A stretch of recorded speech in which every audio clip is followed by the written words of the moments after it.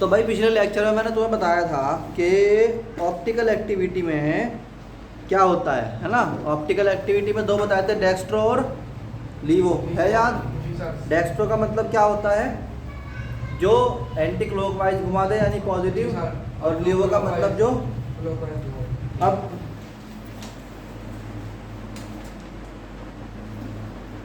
अब जो है नेक्स्ट क्या है इसके अंदर, that is condition for optical activity.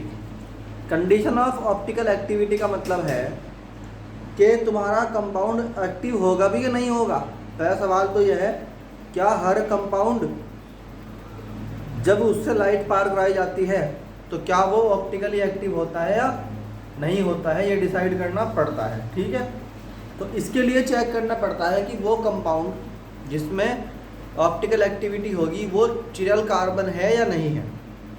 Chiral carbon होगा तो होगा, नहीं तो नहीं होगा। ठीक, तो अब समझो कि चिरल कार्बन किसे बोलते हैं।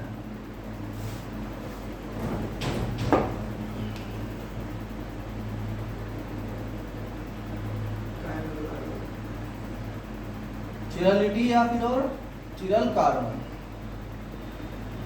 ठीक है भाई, इसमें क्या होता है, मान लीजिए कार्बन है तो आप जानते हो कि कार्बन में 4 वैलेंसी होती है। कितनी वैलेंसी होती है कार्बन में? 4। मान लो कि 4 ग्रुप जुड़े हुए हैं, A B C and D. ये सेंट्रल कार्बन है, चारों क्या है? ग्रुप हैं। अगर ये चारों के चारों ग्रुप अलग अलग हैं, all 4 are different functional group, then it is called chiral carbon. ठीक है नहीं है? तो हम कहते हैं if all groups attached to the central carbon atom, ठीक है नहीं है, क्या होते हैं? Are different.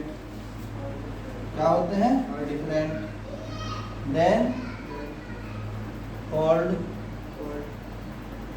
Chiral carbon.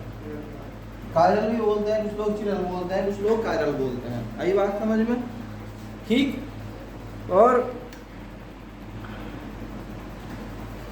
सिर्फ वो कंपाउंड जिनके अंदर चिरल कार्बन है सिर्फ वही क्या होंगे? ऑप्टिकली एक्टिव होंगे। तो हम बोलते हैं only those compounds having chiral carbon are optically active है। आई नहीं बात समझ में? ठीक, तो ऑप्टिकली एक्टिव होने के लिए क्या होना पड़ेगा? पहले क्या होना पड़ेगा भाई? चिरल कार्बन होना पड़ेगा। अब कुछ एग्जांपल ले लो इसके।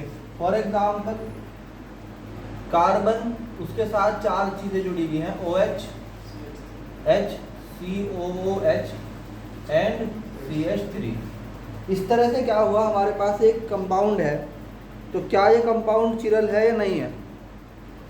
बताओ, तुम बताओ। चारों के चारों में क्या हो रहा है? 1 2 3 4 चारों के चारों अलग अलग है, तो ये क्या हो गए? चिरल कार्बन हो गया। तो ये ऑप्टिकल एक्टिविटी शो करेगा। ठीक, अब एक चीज होती है plane of symmetry.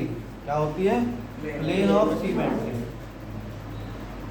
Plane of symmetry क्या कहती है भाई?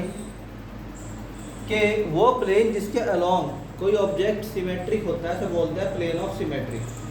तो मान लो तुम कोई भी कंपाउंड चेक करोगे तो उसके अंदर तुम्हें पहले प्लेन ऑफ सिमेट्री चाहिए। ठीक, तो प्लेन ऑफ सिमेट्री क्या होता है? किसी भी कंपाउंड को अगर आप चाहते हो कि चेक करना है किसी भी प्लेन के अलोंग, तो उसे बोलते हैं प्लेन ऑफ सिमेट्री।